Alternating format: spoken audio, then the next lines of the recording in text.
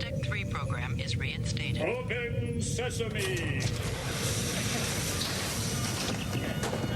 Commander Klingon vessel.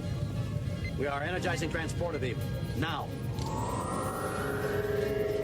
One, engage!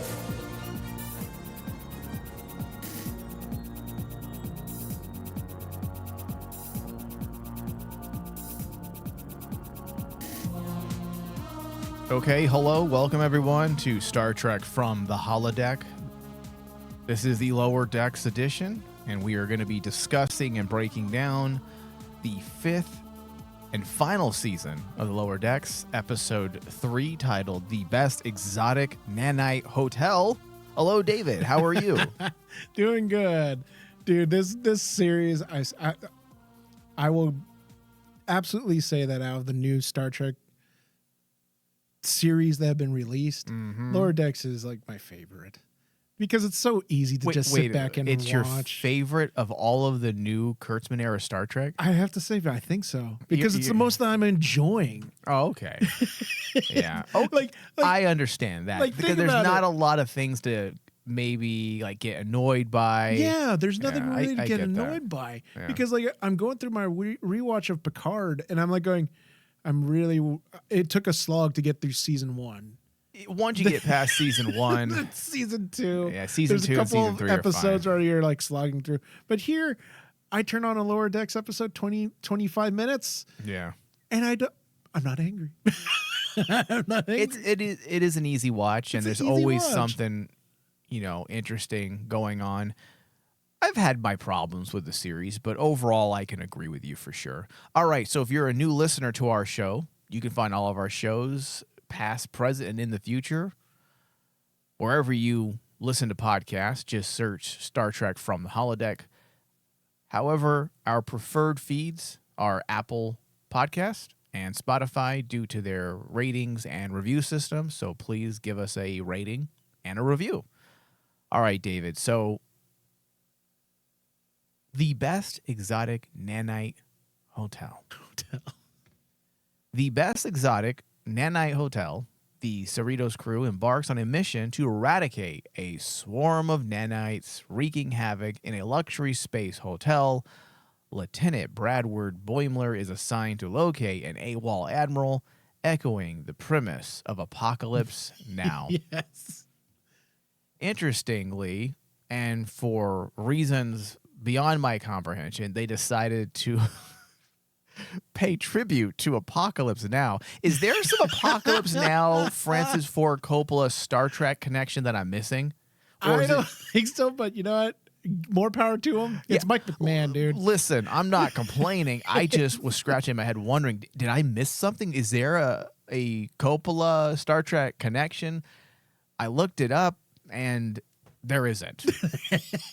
But it did work for the purposes of this episode. It was quite funny. The episode does pay homage to Francis Ford Coppola's iconic film with the character Admiral Milius.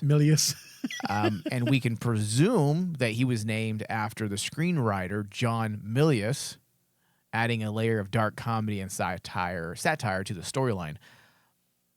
Also, the premise itself. I mean, an AWOL soldier has gone native. Are we allowed to say that in today's environment? I think so. I think Okay. yeah, it's a bit of a safer way of saying it. Okay, all right. Overall, the episode did a good job reminding us of these characters. But when I say reminding, and I'm going to be saying that a lot throughout this last season, they're closing out story arcs. Yeah. And that's a good thing, but also it makes me a little sad because here we are again. We went through this with Star Trek Discovery, and now here we are with another Kurtzman-era Star Trek coming to an end. And it feels bittersweet a bit because you have the entire Mariner story arc, which again is dedicated to smoothing out those last-minute rough edges while also bringing to a close, I guess you can call it a plot hole, because we never did go back to Mariner and Jennifer's relationship after the entire crew of Cerritos turned on Mariner, that was kind of like the end. We never saw her again. Yeah. So I think we can all assume and walk away and say, oh, well, that was the end of that. But this is the official end. And the reason why it makes me a little sad, or I say and describe the feeling as bittersweet, is because it's obvious. This is obvious. If you know writing and strategy, this is an attempt to bring closure to a character. Yeah, because and I'm not talking about just Jennifer. This is a major story component for Mariner. For Mariner, because like the whole point about that episode was to kind of show that Mariner can have a relationship with someone. Like she legitimately can be in a, more than just buddy relationship like what she has with Boimler. Well, she can also be serious-minded and handle things like an adult, because that's really how her story has been framed since day one. She's immature. She doesn't want to be professional. She doesn't want to grow up. And over the course of 5 seasons, we've seen a Mariner who is struggling with knowing that she needs to be an adult. Yes. And knowing that she needs to be more professional, with also the very real side of her that doesn't want to be any of those things. It just wants to live almost like a vagabond. And that's the thing I like about what the character of Jennifer brings to the story of Mariner, because like Mariner, I like when that particular character is around, Mariner is not herself that we know. She's not like the loose cannon who goes off firing off into the distance. Right. She is actually very insecure with herself. She starts questioning her own decisions, saying, "Oh no, we got to be serious. I got to be serious around my, at this time it's my ex, but like, it's the person that I really do have feelings for, and I'm not going to blow it out of proportions and everything." And it's that type of maturity that really just made that particular episode with Jennifer in the past season special, because that's a side of Mariner we don't see, and you need to see that if you want to actually show character progression with that character. Well, and this is a character that has had a bit of an ADD development. Yeah. And that's not, I'm not saying that as a negative. I think that's purposely been built into her character in a lot of ways, a character that bounces back and forth. And I think that's the human aspect of this show. You can't make a Star Trek series, David, unless you are bringing real human aspects to it. And even when you're dealing with a cartoon like this, you still have opportunities to deal with very human issues. And that's what Mariner has been largely used for. Mm-hmm. She's a very real person. She's heightened, very hyperbolic version because it's a cartoon and it's a comedy, but this is a very relatable story. How many people go through a type of crisis, not existential necessarily and not midlife, but a crisis that usually happens, I think most of us have, where we go from adolescence into teenage life and then become an adult. Yeah. And we don't feel like we're ready for that. So oftentimes we throw our own obstacles in our way so we can justify why it's not time for us yet to metaphorically leave the nest. It's a very real human, I don't want to say flaw, but a human trait. We see this happen all the time. Yeah. So using Mariner as that social touchstone to connect with people in a very real way has always worked. And here we are again. But I'm wondering if, David, is this a season? Do we remedy this by the end? Or do we keep that as a vital part of who Mariner is? This back and forth, this inner struggle between maturity and immaturity, responsibility and lack of responsibility. I'm going to say that basically just the way how Mike McMahon develops his characters, this is just going to be part of Mariner's characteristic, because this is a very similar idea that he does with past characters, like say from like Rick and Rick and Morty, right? Where Rick is very hyperbolic, he's very, this grandiose character and basically and everything. But during the time when he was doing Rick and Morty, Mike McMahon was still able to actually do these little moments where You're showing Rick a more sensitive side to Rick, a more human side of Rick. And when I see like episodes like this in Lower Decks with Mariner, it's very similar in execution. The only difference, though, because I do agree with that comparison, only difference is Rick and Morty, even though it's a very human story, heightened through comedy. It's also nihilistic, Yes. in a lot of ways. This is and different. Existential, yeah. And I that's why I've always appreciated comparing the two, because Mike McMahon is so tied to Rick and Morty. Comparing the two and basically seeing, like, just like we said, the difference between Rick and Morty and Lower Decks. Rick and Morty is done through a more nihilistic lens, while basically Lower Decks is done Built on a through- Star Trek philosophy, Yeah. which is a humanist philosophy. A humanist. Nihilism and humanist philosophy are very different. So. very different and almost polar opposites sometimes. So my question then, David, is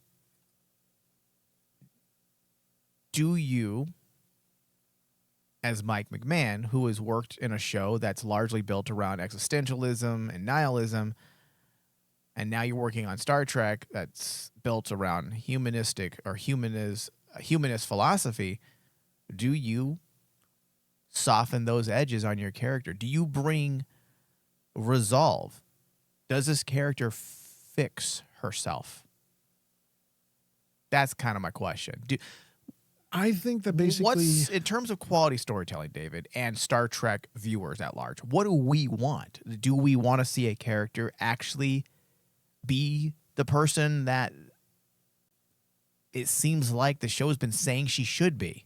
it's a very interesting question, because, like, Or does she do the existential thing, Existential, which right. also is a part of humanist philosophy at times? Not a large part, but it is a part. Do you accept who you are as your own individual and style yourself, fashion yourself after who you want to be? I think the question becomes is, like, what is the most human thing that could happen? Because, like, She at the gets end pregnant. of the day, Boimler scores finally. Boimler dropped to he never mind.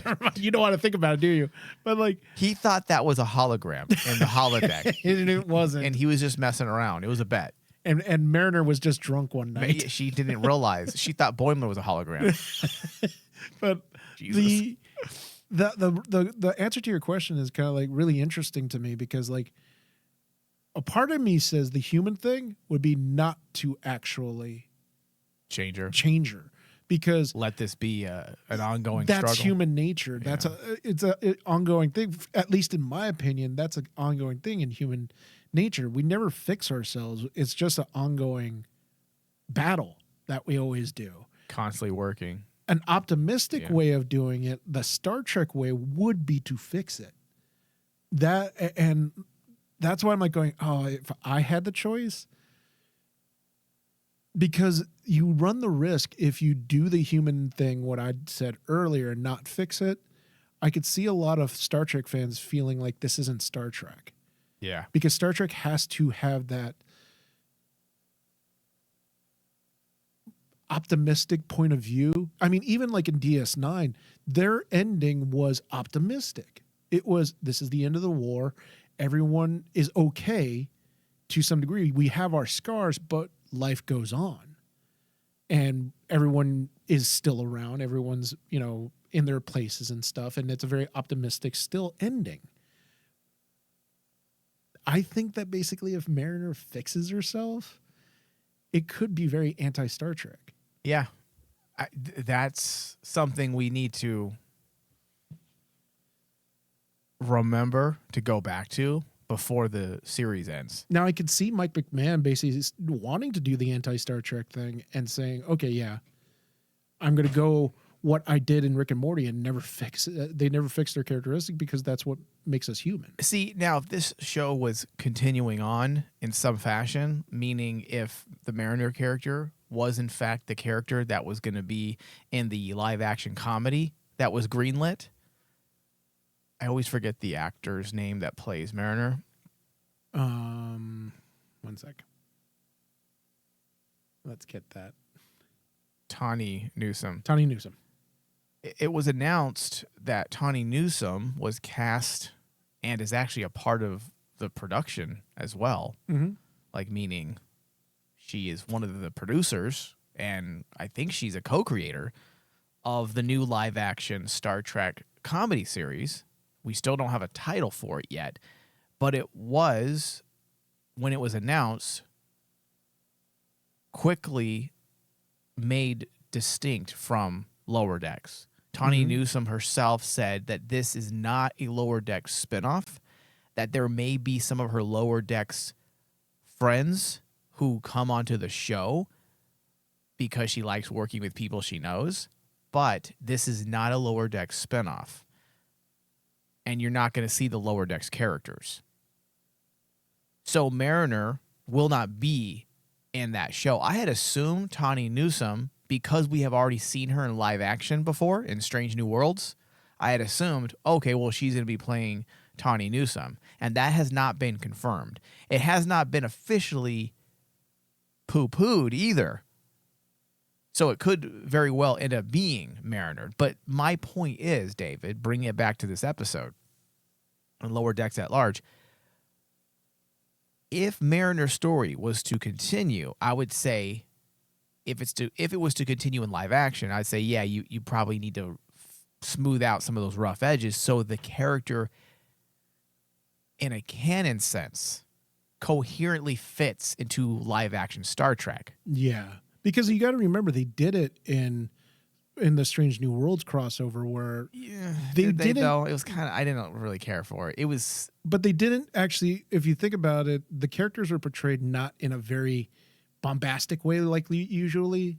It really felt like they kind of dummied it down a little bit, or probably dummied down isn't the right word, but they pulled down the. They were more subtle. Yeah, Yeah. they made get what it you're more saying. subtle with their characteristics, what they would do. Yeah, Boimler was still Boimler, but he wasn't, like, oh my God, I'm going to go into this room and basically geek out on all this stuff. Yeah. Yeah. So, yeah. All right. Well, you know what? Let's put a bookmark in that, and then or a pin in that, and we'll come back to it at a later time.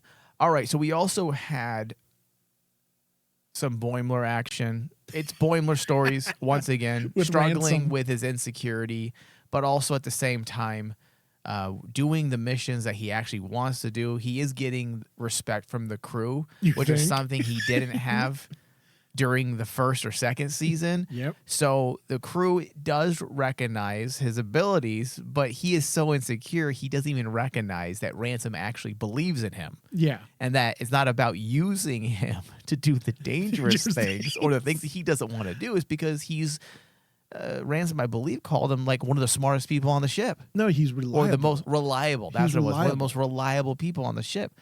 So that's another moment that you can point to, David, when it comes to the wrapping up of our story. They're starting to achieve the things they want to achieve. Yeah. And that's the thing that I hope happens with Boimler in the end, if He becomes a captain. of the Titan. No, but like, I really think that at the end of the day, Boimler should become part of the bridge crew. Do we end this show, David, with them all staying on Lower Decks? As On if, the Cerritos? on Cerritos, as if, hey, listen, tomorrow could very well be another Lower Decks episode. We haven't had a lot of Star Treks that have ended that way. No, you're right. Next Generation ended kind of that way. Yeah. Even though, if you take into account the fact that we all knew it was the end, it felt like an ending. But if you were to like be tasked with writing a book after the events of the Next Generation season finale, you wouldn't have a hard problem convincing the reader that the stories continue, because no one was removed off the Enterprise. They weren't being decommissioned. They weren't being reassigned. Oh my God, Mike. The only one that I can think of is DS9. DS9 is the only one that basically you kind of have a definite ending. It's a because, real like, ending, yeah. That's a real ending because there were characters that moved off. Well, even Voyager, like I felt like Voyager had a real ending too, because they made it home. Voyager was going to be decommissioned. It wasn't going to be used again. there's no way it could be with all the Borg tech. And That's true. so in my mind, that also felt like an ending. Janeway wasn't going to be the captain anymore. Chakotay and the other crew were Maquis. They may not even want to be in In the Starfleet. Federation. So I feel like a lot of the shows you could think, who knows? I don't know what I'm even talking about anymore. Well, because you bring up a really valid point about how, like, especially since Lower Decks has been tailor made to be kind of like that lighthearted comedy. The ending of it all? Do you end it with the crew still on Cerritos? But that would go against their character arcs right now, because like. Yeah. If you look at all the character arcs, Boimler's whole character arc is he wants to become a legitimate Starfleet officer. That could mean that he has to leave the Cerritos behind and go into an upper class ship. Yeah. You have Mariner right now. Remember in this episode, in the past episodes, what is she complaining about? She's training people now, so she's moving up the ranks. Mm-hmm. And she's also basically, are you going to stick around in the Cerritos? Because there's going to be a different Lower Decks crew underneath you. So, and then you have the whole Tendi and Rutherford situation where you can legitimately see those two characters leaving the Cerritos and doing their own thing. Yeah. I would have no problem with any of that. I have a feeling Mike McMahon's going to wrap this show up. I don't have a problem with it, With but a it's bang. it's a really cool question, because like for such a lighthearted series, do you want that kind of, I hate to say it, here's a question for you. Do you think it's a downer ending to see the crew kind of go their own separate ways? I feel like it should just end. Because like I think it should end, David, where we feel like it's not an end. Like it's like, yeah, and like the journey TNG. continues. The journey continues. But like Why do we have to end a crew when we end a show? Why can't we have? I would actually feel better thinking that the show continues, even though we're not going to see it. We know it's going to continue. that they're still there. Yeah, because this is something I didn't think was going to happen, Dave. But now that we're at the end, I am attached to these characters. I do care Yeah. about where their stories end. Because a part of me as a Star Trek fan wants to feel like their stories continue on the Cerritos. Because you bring up a really valid question when I started thinking about it, especially comparing it to like the endings of other Star Trek series, where it was like DS9's ending was great, but for me it was bittersweet because I wanted to see the crew stick together. Yeah. You wanted to see Cisco again, even though he went off to do greater things, To do God stuff. to go God stuff. Yeah. And you wanted to see. I mean, a lot of fans of DS9 always said we always wish we could see Cisco come back, but I was like, no, that's not how the ending should be. Yeah. I think we should have a series spinoff, David, just getting off topic for a second, where we have Prophet Cisco or Emissary God Cisco versus Traveler Wesley. And that's the entire spinoff. Oh, he needs to smack him around then. They're both timeless, godlike characters. Godlike characters. Dude, imagine that, dude. Time has no meaning to them. Most epic series of all time. Throw Q in there. just to eat popcorn and watch what happens. So when it comes to nanites in Star Trek, this is something that's almost like just a recurring thing I was at this laughing point. at that though. So nanites, in Star Trek are very much rooted in real technology. Yes. They're microscopic robots capable of self-replication. They have a long history in Star Trek lore, and they're often associated with unintended consequences, as we have seen in an episode like this. Mm-hmm. So classic Star Trek appearances include The Next Generation Season 3 Evolution, which introduces sentient nanites that infiltrate the Enterprise D, leading to a unique form of life. That was actually a really highly philosophical episode. Yeah. Star Trek Discovery Season 2, the Rogue AI Control uses nanites I to was about to possess bring up them. individuals. Then Voyager and Deep Space Nine, both series featured nanites for medical applications. And then Borg nanoprobes are technically nanites as well. And Borg nanoprobes played a huge role in so many Voyager episodes, but I believe they were originally introduced in First Contact. Yeah, because they wanted to explain how the Borg kind of function beyond the organics. Right. Because remember, they had to explain, well, how did the Borg Queen come about? Yeah.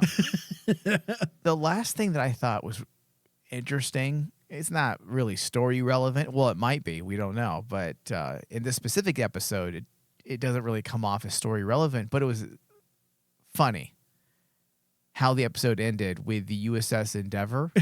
Yes. A version of the USS Endeavour from a microscopic universe. So random. I told you, that's what I like about Lower Decks. They take the most random outlooks in Star Trek lore that you're like going, where did that come from? Oh yeah, okay. But now I'm also interested. Yes. In that that's what they do best in this show, because it's just, this is not meant to be anything, I'm sure.